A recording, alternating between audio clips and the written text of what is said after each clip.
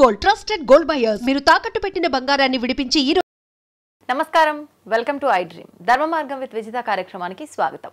ప్రస్తుతం నాతో పాటు ఉన్నారు డాక్టర్ నిర్మలమ్మ గారు లక్కరాజు, సామాజిక ఆధ్యాత్మికవేత్త. అమ్మని పెద్దగా పరిచయం చేయాల్సిన అవసరమే లేదు. అమ్మ గురించి మీకు అందరికీ తెలుసు. మనం ఆల్రెడీ అమ్మతో ఎన్నో ఎపిసోడ్లు మాట్లాడుకోవడం జరిగింది. అమ్మ నమస్తే. నమస్తే అమ్మ, మీతో మాట్లాడే ముందు నేను ఫస్ట్ ఆడియన్స్కి ఒక విషయం చెప్పాలనుకుంటున్నా. మీరు నాతో ఆఫ్ స్క్రీన్లో మాట్లాడిన విషయాలను బట్టి నేను ముందు వాళ్ళకు ఒక విషయం చెప్పాలనుకుంటున్నా. అయితే ఎవరైనా అమ్మతో మాట్లాడాలి అనుకుంటే కనుక వాళ్ళ పర్సనల్ సమస్యల గురించి ప్లీజ్ దయచేసి అమ్మకి ఫోన్లు చేసి ఇబ్బంది పెట్టే ప్రయత్నం చేస్తే అమ్మ అసలు ఆన్ స్క్రీన్కి రావటము, షూట్లు ఇవ్వటమే మానేస్తా అని చెప్తున్నారు. అందుకని చెప్పి ఎవరైనా ఏదైనా సమస్యలు ఉంటే వీడియో కింద కామెంట్ రూపంలో కనుక తెలియజేస్తే దానికి సంబంధించిన ఆ సొల్యూషన్ అనేది అమ్మతో మాట్లాడి ఒక వీడియో రూపంలో మీ అందరికీ అందించడం అనేది జరుగుతుంది. అందుకే దయచేసి మీరందరూ కూడా ఏదైనా సమస్య ఉంటే కామెంట్ చేయండి, కానీ అమ్మకు ఫోన్ చేసి ఇబ్బంది చేసే ప్రయత్నం మాత్రం చెయ్యొద్దు ప్లీజ్. ఇది నా తరఫున రిక్వెస్ట్. అవునా, నేను ఏంటంటే ఫ్రీ సర్వీస్ చేశాను 45 ఏళ్ళుగా. మెంటల్లీ రిటార్డెడ్ 35 years చేశాను. కౌన్సిలింగ్ చేశాను. హైకోర్టులో 10 years లోక్ అదాలత్ మెంబర్ని, రంగారెడ్డి కోర్టులో 4 years, ఇలా 45 years సర్వీస్ చేశాను. ఒక 10 ఏళ్ళ నుంచే నేను ప్రశాంతంగా విశ్వంతో మాట్లాడుతూ విశ్వంతో మంచిగా హ్యాపీగా ఎంజాయ్ చేస్తున్నాను. కాబట్టి నా ప్రైవసీ ఈ చివరి క్షణాలు మంచి ఆనందంగా సంతోషంగా ఉండాలని రెండుగా ఉంది. స్త్రీ పురుషుడు రెండూ కలిసి ఉన్నాయి. కానీ మేల్కు ఈగో ఎక్కువ. పుట్టుకతోటి ఒక గడ్డి ముక్కనట, గడ్డినట, నువ్వు మొగ అనంగానే అది గడ్డి నిలబడి ఉంటుందట. స్త్రీ అంటే నేను పడుకొని ఉంటుందట. అది జీన్స్లోనే ఉంది నాన్న. ఇంకొకటి ఏంటంటే మన హిందూ సంప్రదాయం ప్రకారము ఆడది అంటే అణగదొక్కబడినటువంటి భావనలు.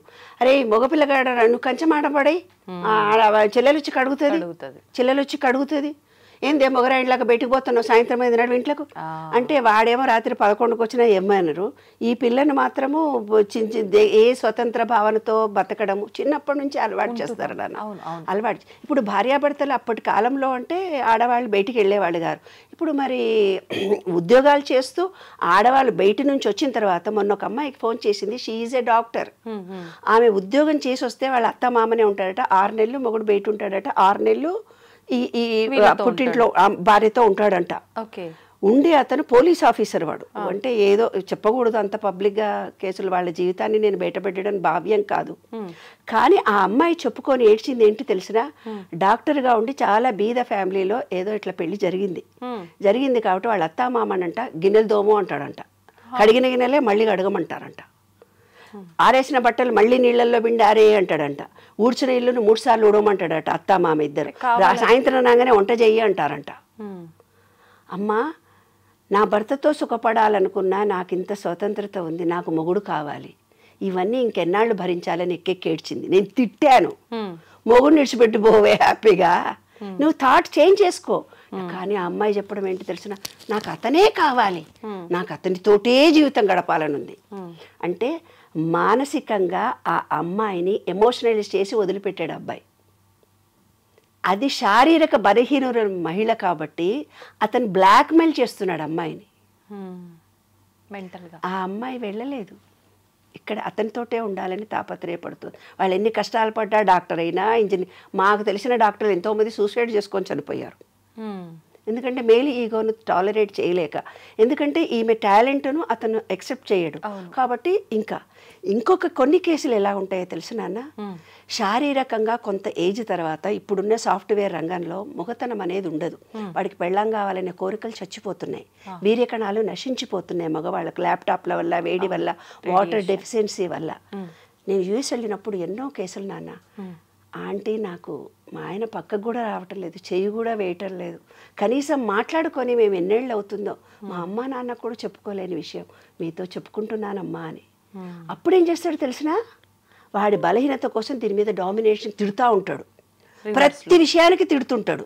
నీకు ఈ పని చేయడం రాదంటాడు, ఉద్యోగం చేస్తూ కూడా బయటికి ఎంతసేపు పోయినామంటే ఏదో ఒక రీజన్ పెట్టి హ్యారాస్ చేస్తూ, అంటే మేల్ ఈగో తనలో ఉన్న న్యూనతాభావాన్ని కప్పిపుచ్చుకోవడానికి ఈమె మీద డామినేషన్ చేసి మానసికంగా హింసిస్తున్నారు అమ్మాయిలని.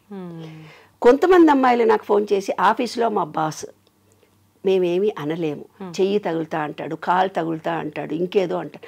ఆఫీసులో ఉద్యోగం చేసే ఆడవాళ్ళము ఎంత పోరాటం చేస్తున్నామో తెలుసా అమ్మ, మీతో చెప్పుకుంటాం, ఎవరితో చెప్పుకుంటాము, ఈ లోకం అంటుంది మంచిగా తయారై హ్యాండ్ బ్యాగ్ వేసుకొని పోయింది అనుకుంటారు. కానీ మా గుండెలో బాధ మేము ఎవరికి చెప్పుకోవాలి? 10 రూపాయలు ఖర్చు పెట్టాలంటే మగుడు నీవు ఉద్యోగం చేస్తున్నావని ఇష్టం వచ్చినట్టు ఖర్చు పెట్టుకున్నావులే అంటాడు. అవును అమ్మా, ఎంత అయినా సరే అతనికి ఏం పని చేత కాదు, వంట చేయడం చేత కాదు. ఎందుకు మరి ఇద్దరు ఉద్యోగాలు చేసుకొచ్చుకున్నప్పుడు అయ్యో పాప నా భార్య అలసిపోయిందని ఏ టీవీలో కూడా చూపించరు. ఎందుకే చూపించారు? అదేంటి మొగాడు పని చేస్తున్నాడా, అబ్బాయి నీ ఆయనతో పని ఉద్యోగం చేసే ఆడవాళ్ళు కూడా ఇలాగే అంటున్నారు నాన్న. నాకు విచిత్రంగా అనిపిస్తుంది. మేల్ అయితే ఏముంది, ఫీమేల్ అయితే ఏముంది, గిన్నెలు దోమితే తప్పేమి, ఇల్లు ఉడిస్తే తప్పేంటిది? తన భార్యకు, తన కుటుంబానికి, తన పిల్లలకే కదా చేసేది. మరి ఈమె కూడా ఉద్యోగం చేస్తోంది కదా, ఇల్లు ఉడ్చుకుంటే తప్పేమొచ్చింది, గిన్నెలు తోమితే తప్పేమొచ్చింది? ఇంట్లో ఏ విషయాన్ని స్వీయ నిర్ణయ శక్తి మగవాళ్ళకి లేనే లేదు. మళ్ళీ ప్రతిదీ స్త్రీనే ఆలోచించాలి. కానీ ఈమె చులకన భావానికి లోన్ కావాలి. మాకు తెలిసిన ఒక ఫ్యామిలీలో నాన్న అత్తగారు అందరు వస్తారు, కూర్చుంటారు, ఉయ్యాల వాళ్ళందరూ పెక్కాడుకుంటూ కూర్చుంటారు మంచిగా. ఈమె వంట చేసి చేత కాకుండా అన్నీ చేసి ఉతిరికొస్తే ఏ వంట చేసినావు, ఇందులో పప్పు లేదు, ఉప్పు లేదు. అందరు ఎదుగు కళ్ళ నీళ్ళు పెట్టుకొని ఏడ్చేటట్టుగా, అందరు ఎదురుగా ఏడవదు కదా. మనసులో ఏమనుకుంటుంది, 40-50 ఏళ్ళు కాపురాలు చేసి వియాల ఎదురు కూడా నేను అవమానాల పాలవుతున్నానని ఆమె హృదయం ఎంత బాధపడి ఉండాలి నాన్న. కన్నీళ్లతో చెప్పుకోలేని అంశాలు ఇవన్నీ. మన విశ్వ నియమాలతో నేను రీసెర్చ్ చేసి చూసినప్పుడు నాకు అర్థమైంది ఒకటే. ఒక వ్యక్తి దారిలో పోతూ ఉన్నాడంట. పోతూ ఉంటే ఒక డైమండ్ దొరికింది, ఏదో రాయి లాంటిది ఒకటి దొరికింది. దొరికితే అది ఏమిడదో అని చెప్పేసి చెత్తకాయలు అమ్ముకునేవాడు ఉంటాడు కదా, ఆయన దగ్గరికి పోయి ఇదో ఈ రాయి దొరికింది, ఇదేమన్నా తీసుకుంటా ఉంటే 10 రూపాయలు ఇస్తా పో అన్నాడంట. 10 రూపాయలైనా అని వద్దు అనుకొని ఏం చేసిండట, కొంచెం ఎక్కువ ఇస్తే బాగుండు కదా, నాకు ఇవాళ అన్నం గిన్నె వండుకునే పైసలు కావాలనుకొని ఒక కోమటి ఆయనకు అమ్మాడంట. ఆ కోమటి ఆయన దాన్ని తీసుకుపోయి ఒక మార్వాడి షాప్ ఆయనకు చూపించిండట. మార్వాడి షాప్ చూపిస్తే 500 కోట్లో ఎంతనో ఇస్తానన్నాడట. 5 కోట్లో ఏమో ఇస్తానన్నాడు. అబ్బో ఇదేదో బాగానే ఉంది, వీడేదో నిన్ను మోసం చేస్తున్నాడని బంగారం షాప్ ఆయన దగ్గరికి, డైమండ్ చేసే ఆయన దగ్గర తీసుకెళ్ళాడట. ఆ డైమండ్ చేసే మార్వాడికి అమ్మాడంట వీడు. మార్వాడి వాడి దగ్గర 5 కోట్లు తీసుకొని వీడు అమ్మేసిన తర్వాత వాడేం చేసిండట, డైమండ్ వాడి దగ్గరికి వెళ్ళాడంట. ఆ రాయిని తీసుకొని డైమండ్ వాడు 500 కోట్లు ఇచ్చాడంట. అంటే మహిళ అనేది కూడా ఒక డైమండ్ లాంటిది నాన్న. ఈ చెత్తబుట్ట లాంటి వాడు సమాజం, అత్తలు, కోడళ్ళు, పక్కన ఉండేవాళ్ళు, ఆఫీసులో ఉండేవాళ్ళు 5 రూపాయల విలువ ఇచ్చే మాట్లాడతారు నాన్న. ఇంకొకడు ఎవరైతే అతను మార్వాడి డైమండ్ని తెలుసుకున్నాడో దానికి ఒక విలువ కట్టినట్టు అమ్మ అని నమస్తే పెట్టి ఒక స్త్రీ అంటే ఎంతో గొప్ప అని, తను కూడా శారీరకంగా నాలా అలసిపోతుంది, ఆమెను ప్రేమించాలి, గౌరవించాలి, ఆమెకు నేను సహాయం చేయాలి అని ఆలోచన విధానం పెంచుకోవాలి తల్లి. ఒక సినిమాకి తీసుకెళ్ళి మహిళా దినోత్సవం కాబట్టి నేను ఒక్కటే ఒక మాట అడుగుతాను నాన్న. నేను ఇలా ఫ్రాంక్గా అడుగుతానని కొంతమంది నన్ను మీటింగ్ కూడా పిలవరు. ఎందుకంటే ఫ్రాంక్గా మగవాళ్ళందరి దగ్గరికి వచ్చి నేను మీటింగ్లో ఒకటి, ఏనాడైనా నీ భార్య ఏం కూర ఇష్టమో మీకు తెలుసా అండి అని అడుగుతా. మేము అడగలేదండి, నాకేం కూర కావాలో చేయమంటాను కానీ ఆమెకి ఏమి ఇష్టమో నాకు. పోనీ మీ పుట్టింటికో అత్తగారింటికో నీకు ఇష్టమైన ప్రదేశానికి నేను తీసుకెళ్తానమ్మా అని మీరు ఎన్నడన్నా పురుషులు ఎవరన్నా స్త్రీని అడిగారండి అంటాను. మేము అడగలేదు. మాకు కావాల్సిన చోటుకే నా పెళ్ళాన్ని పిల్లల్ని తీసుకొని పోతాం. ఇదమ్మా మహిళ అంటే. మనం ఎంతో ఎత్తుకు ఎదిగాము, ప్రపంచాన్ని సాధిస్తున్నాము, కానీ మన విలువ గౌరవము తెలుసుకునే మనుషులు ఈ విశ్వంలో ఉంటారు. అప్పుడే ఈ జనరేషన్లో మార్పులు కలుగుతాయి. నీవు ప్రేమ ఇస్తే ప్రేమ వస్తుంది. నేను ఒక స్టోరీలో కూడా ఇంతకు పూర్వమే వీడియోలో చెప్పాను, తండ్రి ఎలా భార్యను చూసుకుంటాడో వాళ్ళ పిల్లలు కూడా అలాంటి భర్తలే వస్తారు. నువ్వు హెరాస్ చేస్తే హెరాస్ చేస్తారు. నీ పెళ్ళానికి డైవర్స్ ఇచ్చేదాకా నువ్వు ఇబ్బంది కలిగిస్తే నీ బిడ్డలకు కూడా డైవర్స్ వస్తుంది. కాబట్టి ప్రతి పురుషుడికి ఈ విశ్వ నియమాల్లో మనం ఏమిస్తే చర్య ఈజ్ ఈక్వల్ టు మైనస్ ప్రతిచర్య. అప్పటి కాలంలో చెప్పేవాళ్ళు పూర్వజన్మలో ఎప్పుడో వస్తుందని. పూర్వజన్మలో రాదు, ఇంకోటి రాదు, కంపేర్ చేయకండి, ఈ జన్మ ఈ లోపటినే వస్తుంది. నాకు ఇప్పటికీ అర్థం కాలేదు. పోల్చుటెందుకు? చిన్నప్పటి నుంచి చూస్తున్నా, వాళ్ళని చూసి నేర్చుకో, వీళ్ళని చూసి నేర్చుకో, వీళ్ళలా ఉండు, వాళ్ళలా చదువు, వాళ్ళు అంతెత్తుకు ఎదిగారు, మనం ఎక్కడ ఉన్నాము, వాళ్ళ పిల్లలకు పెళ్ళిళ్ళు అయ్యాయి, మన పిల్లలకు పెళ్ళెప్పుడు, వాళ్ళ పిల్లలకు పిల్లలు పుట్టారు, మన పిల్లలకు పురుళ్ళు ఎప్పుడు, మన పిల్లలకు యుఎస్ వెళ్ళారు, మన పిల్లలు ఎప్పుడు యుఎస్ వెళ్తారు, వాళ్ళ అమ్మా నాన్న చూడు, వాళ్ళ నాయనమ్మలని చూడు, వాళ్ళు ఎంత సంపాదించారో చూడు, వీళ్ళు ఇల్లు కట్టుకున్నారో చూడు.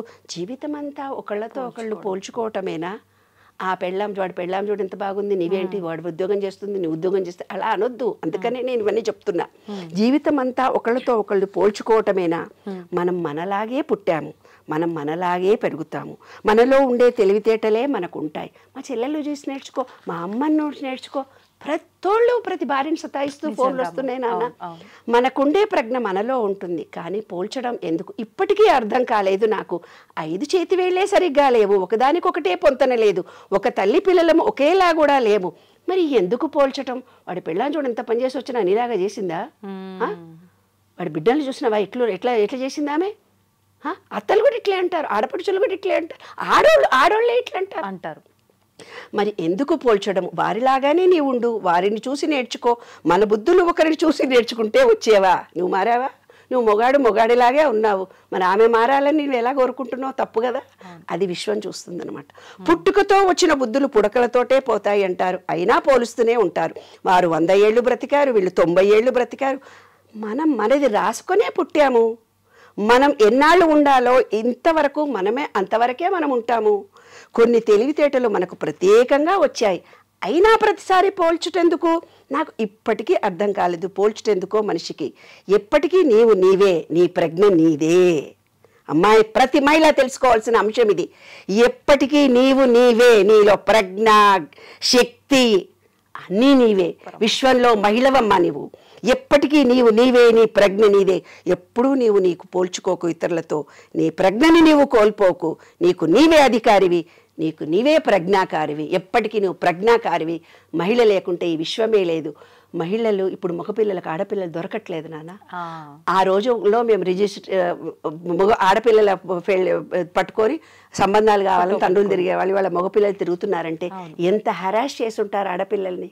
అందుకే ఆడపిల్లల పుట్టుకలు తగ్గిపోయాయి కదా. కాబట్టి ఈ విశ్వంలో ప్రతి పురుషుడు, ప్రతి స్త్రీ తెలుసుకోవాల్సిన అంశం ఏంటంటే, ప్రేమ ఇస్తే ప్రేమ వస్తుంది. భయంతో జీవితం గడపకండి, ప్రేమించండి సంపూర్తిగా. ఆ ప్రేమను మీరు పొందండి. ఎవరిని హరాస్ చేసినా ఈ జీవితంలో ఇప్పుడే మనం అనుభవించాల్సి వస్తుంది. స్త్రీ పురుషులు ఇద్దరూ సమానమే, రాత్రి పగలలాగా, రాగద్వేషాల్లాగా, అన్న తమ్ముల్లాగా. నేను గొప్ప అంటే నేను గొప్ప అంటూ ఏవీ లేవు. ఇద్దరూ సమానంగా ఉద్యోగాలు, ఇద్దరూ బాధ్యతలు పంచుకోండి. నేను మగాడినని కాలు మీద కాలు వేసుకొని టీవీ చూస్తూ, సెల్ ఫోన్ చూస్తూ కూర్చోకు. రోజు గంట సేపు 10 నిమిషాలు భార్యతో పక్కన కూర్చొని మాట్లాడు నాన్న. అంతకంటే ఎక్కువ స్త్రీ కోరుకునేది ఏంటి? మా కాలంలో అనేవాళ్ళు, ఒక పువ్వులు తీసుకొని వచ్చి పెళ్ళానికన్నా ఇవ్వరా అని. అట్లా సెల్ ఫోన్ చూడకుండా కూర్చొని భార్య పక్కన కూర్చొని కబుర్లు చెప్పండి. Sharing your ideas. నీవు ప్రేమతో ఆమెతో షేర్ చేసుకోండి. కమ్యూనికేషన్ ఇద్దరికీ పెరుగుతుంది. సంసారం ఆనందంగా, సంతోషంగా ఉంటుందమ్మా. ఇదే విశ్వనియమం. మొన్న ఒక వీడియో చూసామ్మా, మీరు అన్నట్టు కూర్చొని మాట్లాడుకోండి అన్నారు కదా. మాట్లాడుకునే రోజులు తగ్గిపోయి మొబైల్కి అంకితం అయిపోయిన రోజులు ఎక్కువగా ఉన్నాయి కదా. హస్బెండ్ ఫోన్ చూస్తూ కూర్చున్నాడు, వైఫ్ వచ్చి, ఏజ్డ్ వాళ్ళే, వైఫ్ వచ్చి ఏదో మాట్లాడినా కూడా పట్టించుకోకుండా అదే పనిగా ఫోన్ చూసుకుంటూ కూర్చున్నాడు. ఆవిడొచ్చి సైలెంట్గా చేయబట్టుకొని తీసుకెళ్ళి సెల్ ఫోన్కి పసుపు కొమ్ము కట్టిపిస్తుంది ఆయనతోటి. అంటే ఇంకా నీకు పెళ్ళాం ఎందుకురా, మొబైల్ మంచి పని చేసింది. వాళ్ళ కొడుకు సేమ్ అదే పని చేస్తున్నాడు పక్కన కూర్చొని. వాళ్ళ కోడలు కూడా అత్త చేసిన పని చేయాలా అన్నట్టుగా ఒక చూపు చూస్తుంది అనమాట. అంటే మీరు చెప్పినట్టుగా నిజంగా మాట్లాడుకునే రోజులు పోయి మొబైల్కి ఒకటి అంకితం అనే కాదు, టైం ఉన్నా కూడా మొబైల్ చూడకపోయినా ఏం చూడకపోయినా కూడా ఒకరితో ఒకరు మాట్లాడుకునే ఈ సంబంధం అనేది చాలా తక్కువైపోయిందమ్మా నిజంగా. ఈ మనసులో ఒక స్త్రీ కోరుకునేది ఏంటి తెలిసిన, మనసులో తన కొంత ఫీలింగ్ కలుగుతుంది. ఆ ఫీలింగ్ను షేర్ చేసుకోవాలి. అప్పుడే మహిళ ఆరోగ్యంగా ఉంటుంది, ఆనందంగా ఉంటుంది, సంతోషంగా ఉంటుంది. పురుషుడు ఎప్పుడైతే ఆ స్త్రీతో మాట్లాడాడో, ఇంట్లో వచ్చే చాకలోళ్ళకి చెప్పుకుంటారు తెలుసా, ఇంట్లో వచ్చే పని మనుషులకు చెప్పుకుంటారు తెప్పున. అందుకే ఇల్లీగల్ కాంటాక్ట్స్, ఎవరైనా పురుషుడు హ్యాపీగా అనగానే వాళ్ళకు లొంగిపోయి ఇల్లీగల్ జరుగుతున్నాయి కూడా ఇందువల్లనే జరుగుతున్నాయి. తన భర్త ఏదైతే తన భార్యను ఓపెన్గా కమ్యూనికేట్ చేయలేకపోతున్నాడో, కమ్యూనికేషన్తో తన బాధను తెలుసుకొని, ఏముంది నాన్న సరదాగా అలసిపోయావా అంటే చాలా, ఒక మాట కరిగిపోతుందే మహిళ. ఎంత బాగా వండావే, ఏంటి ఇందులో ఉప్పు వేయలేదు అనగానే కోపం వస్తుంది. అరే ఎంతో కష్టపడి చేసావు కదా అని తను ఉప్పు వేసి వేసుకోవాలి. ఆమె తింటప్పుడు అనాలి, ఏంటండి ఇందులో ఉప్పు లేదు, మీరు నన్ను అడగలేదు అంటే. ఆ ప్రేమ అమోఘంగా ఉంటుంది. అసలు మాట్లాడకపోతే చాలు. ఎస్, విమర్శించి మాట్లాడినప్పుడు హృదయం అంటే, అప్పుడు మగవాళ్ళు ఒక్కళ్ళే తాగేవాళ్ళు, ఇప్పుడు ఆడవాళ్ళు కూడా తాగుతున్నారు. మగ మొత్తం తాగేసరికి ఎంత పిల్లల పోషణ, రక్షణ కరువైపోతుంది. కాబట్టి ప్రతి వాళ్ళు కూడా భార్యలను ప్రేమించండి. డ్రింక్స్కి కానీ వేరే అలవాట్లకు లోను కాకుండా, కుటుంబం అనేది మన భారతీయ సంస్కృతిలో ఎంతో గొప్పది. ఈ కుటుంబ వ్యవస్థ అనేది చాలా గొప్పది. ఈ కుటుంబాలు చిన్నాభిన్నం కాకుండా ఉండడానికి మీ వీర్య కణాలు స్త్రీ లక్షణాలు, పురుషుడికి పురుష లక్షణాలు. నీరు ఎక్కువ తాగండి. నీరు ఎక్కువైతే తాగుతారో వాళ్ళకి భార్యాభర్తల అనుబంధాలు, ప్రేమలు పెరుగుతాయి, రిలేషన్షిప్ పెరుగుతుంది. కాబట్టి వాటర్తో అనుబంధాన్ని పెంచుకోండి. విశ్వ నియమాల్లో అదొకటి. వాటర్ స్వాదిష్టాన చక్రం వీక్గా ఉంటే సంసారాలు చిన్నాభిన్నం అవుతాయి. ఆ స్వాదిష్టాన చక్రము అంటే నీరు తాగాలి కరెక్ట్గా. 72% వాటర్ మన బాడీలో లేకుండా డీహైడ్రేషన్ కలిగినప్పుడే రిలేషన్షిప్స్, మొగడికి వీర్యం ఉండదు, మగపిల్లలకి, ఆడవాళ్ళకు కూడా ఆడతనం ఉండదు. కాబట్టి అన్యోన్యత ఉండాలంటే నీటితో అనుబంధము. చక్కగా స్విమ్మింగ్ పూల్లో కూడా కాసేపు ఉండండి. నీళ్లతో 2 పూటలా చక్కగా స్నానాలు చేయండి. సఫిషియెంట్గా మీరు మీ పిల్లలు తగినంత నీరు తాగండి. నీరు అనేది అనుబంధము, రిలేషన్షిప్. అదే విశ్వరూప దాంట్లో చూపిస్తారు చూడన్నాను. విష్ణువు పడుకొని ఉంటాడు, లక్ష్మీదేవి కూర్చొని ఉంటుంది. విష్ణువు అంటే గాలి, లక్ష్మి అంటే నీరు. ఇప్పుడు ఏదో చూపించేసి అమ్మగా ఆయన పడుకొని ఉంటాడు, ఆమె కాళ్ళు ఒత్తుతుంది, అదంతా ఉత్తుగా ఇమేజ్ చేసుకున్నటువంటి అంశాలు. నీరు అనేది మెయిన్, అదే లక్ష్మీదేవి, అదే రిలేషన్షిప్స్. అంటే నీటిలో నీటి ఆవిరి, గాలిలో నీటి ఆవిరి ఆవిడ. కాబట్టి చక్కటి గాలిని పీల్చుకోండి, ప్రకృతిని ప్రేమించండి. మిమ్మల్ని ప్రతి మహిళకు నేను చెప్పేది అదే నాన్న. మన శరీరంలో 36,000 కండరాలు, నరాలు. మీరు ఒక థాట్, ఫీలింగ్ రిలీజ్ చేయగానే అవి చాలా బాధపడతాయి. వాటన్నిటిని కూడా ప్రేమించాలి. కాబట్టి మన కండరాలను, నరాలను ప్రేమించుకోండి. తప్పనిసరిగా బ్లడ్ టెస్టులు చేయించుకోండి. కావినంత సూర్యరశ్మి కిరణాలు తగిలేటట్టుగా ఉండండి. భూమిలో చెప్పులు లేకుండా భూమిలో ఉండండి. ఈ ప్రకృతిని ప్రేమించండి. ప్రేమను పొందుతారు. శాంతిగా ఉండండి. కుటుంబాలు ఆనందంగా, సంతోషంగా ఉండాలని మనస్ఫూర్తిగా కోరుతూ మీ శరీరాన్ని మీరు ముందు ప్రేమించుకోండి. మిమ్మల్ని మీరు పురుషుడు కానీ స్త్రీ కానీ తనని తాను ప్రేమించుకోవడం ఎప్పుడైతే తెలుస్తుందో ఎదుటి మనిషికి ప్రేమ అందించడం తెలుస్తుంది. ఎదుటి మనిషికి ప్రేమ ఎప్పుడైతే నీవు అందిస్తావో ఈ విశ్వం మొత్తం నిన్ను ప్రేమిస్తారు నాన్న, అప్రిసియేషన్ చేస్తారు. అదే విశ్వసూత్రం. సూపర్ అమ్మ. ఒక చిన్న మెసేజ్ ఇవ్వాలి అని అంటే మహిళా దినోత్సవం సందర్భంగా ఏమి ఇస్తారమ్మా సమాజానికి? స్త్రీ హృదయం వెన్నలాంటిది, కరిగిపోతుంది ద్రవంలా. స్త్రీ ఉదయం పాషాణంలా ఉంటుంది. కఠినంగా నువ్వు మాట్లాడితే గుప్పిడి మూసిందంతేలేమ్మా. ఆ సముద్రం అక్కడ ఒక మహిళ హృదయము గుండె బద్దలైంది, అక్కడ సునామీ వచ్చింది అని రాశారు. ఈ విశ్వంలో ఒక్క మహిళలు బాధపడుతూ ఉంటే అక్కడ సునామీలు వస్తాయంట. అంత గొప్ప శక్తిమంతురాలమ్మ మహిళ అంటే. అమ్మవారి స్వరూపం మహిళ. స్త్రీలను గౌరవించాలి, ప్రేమించాలి. ఆడపిల్లలే మహాలక్ష్మీదేవులు, పాజిటివ్ ఎనర్జీ తల్లి. మగవాడంటే నెగటివ్నే, స్త్రీనే పాజిటివ్. కాబట్టి ప్రతి స్త్రీ ఆనందంగా, సంతోషంగా ఉండాలి ఎప్పుడు. నిజంగా చాలా మంచి మాట చెప్పారమ్మా. కానీ ప్రస్తుతం ఆడపిల్ల లేనిది, అసలు ఆడ మనిషి లేనిదే అసలు ఈ సృష్టే లేదు. అట్లాంటిది ఆడపిల్ల అని తెలియగానే ఎంతోమంది వద్దు అనుకోవడం ఏంటమ్మా, ఓట్లగించేస్తారు మా ఊర్లలో అయితే. అయ్యో, ఒడ్లగింజ చేసి చంపేస్తారు. ఆడపిల్ల పుట్టిన ఆడే ఒడ్లగింజ అవుతుంది అని నేను పాటలు రాశాను. ఆడపిల్ల పుట్టింది కడుపులు దించేసి వస్తారు. ఎందుకంటే ఈ రోజుల్లో టెక్నాలజీ పెరిగిపోయింది కాబట్టి. అందుకే ఎవరికి మగాళ్ళకి ఆడపిల్లలు దొరకట్లేదు. ఒక స్త్రీ సంతానాన్ని మీరు ఎప్పుడైతే హత్య చేస్తారో ఇంకా తర్వాత తరాల వాళ్ళందరికీ ఆడపిల్లలతో హింసించబడతారు. ఆ వంశమంతా స్త్రీ శాపం ఉంటుంది. పసిబిడ్డను 3 నెలల కడుపును తీసేసినా కూడా అది బాధపడుతుంది. అది కూడా హత్యనే. ఏ రకంగా చేసినా హత్యనే. చెట్ల కింద పడేసినానంటారు, ఇంకెక్కడో పడేసినామంటారు, పిల్లల్ని వదిలిపెట్టిపోతున్నారు. ఇవన్నీ ప్రకృతికి విరుద్ధంగా జరుగుతున్న అంశాలు. కాబట్టి మనకు ఏదైతే భగవంతుడు ఇచ్చాడో అది మన కోసమే ఇచ్చాడు, దాన్ని యాక్సెప్ట్ చేయాలి. కొంతమంది ఫోన్ చేసి మాకు చాలా కష్టాలు, నేను ఎక్కెక్కి ఏడుస్తారు. భర్త చనిపోయాడని ఏడుస్తుంటారు, యాక్సిడెంట్లైనా ఏడుస్తుంటారు, డబ్బు లేదని ఏడుస్తుంటారు. ఎన్నో రకాలైన సమస్యలతో ఉన్నది ఈ ప్రపంచమంతా. అందరూ ఏదైతే నీకు ఇచ్చాడో దాన్ని యాక్సెప్ట్ చేస్తే ఇంకో మంచి జరుగుతుంది నాన్న. దాని నుంచి పారిపోవాలని ప్రయత్నం చేస్తున్నాము, దాని నుంచి తప్పించుకోవాలని చేస్తున్నాము. అది విశ్వ నియమంలో ఒక రూల్. యాక్సెప్ట్ చేయాలి. ఆ బిడ్డ పుట్టిన తర్వాత బతుకుతుందో పోతుందో, అది ఎలా జీవిస్తుందో మనకు తెలియదు. దాని అదృష్టం వల్ల మన ఇంట్లో కాలు పెడితే ఏమన్నా కలిసి కూడా రావచ్చు, మనం చెప్పలేం కదా.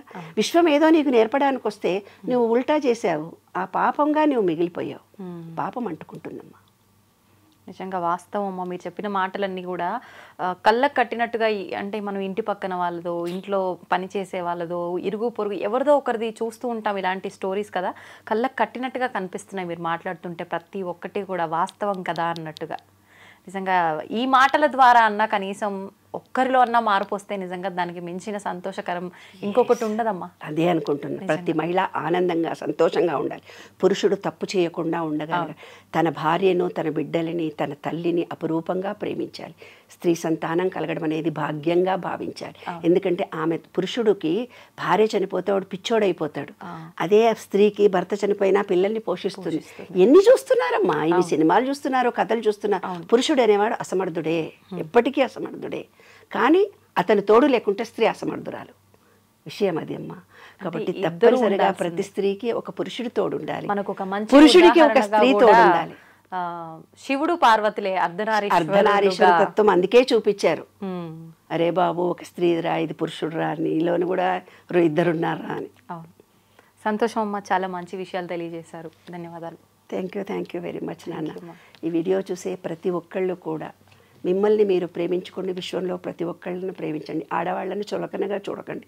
ఆ వజ్రంలాగా ఉండే వాళ్ళని వజ్రము విలువ ఇచ్చినట్టయితే కనుక మీరు గొప్పవాళ్ళు అవుతారు. ఎందుకంటే ఆ వజ్రము విలువ తెలుసుకున్న మనిషి ఆమెతో అలా ప్రవర్తించి మాట్లాడతాడు. అదమ్మా జీవిత సత్యం. సూపర్ అమ్మా.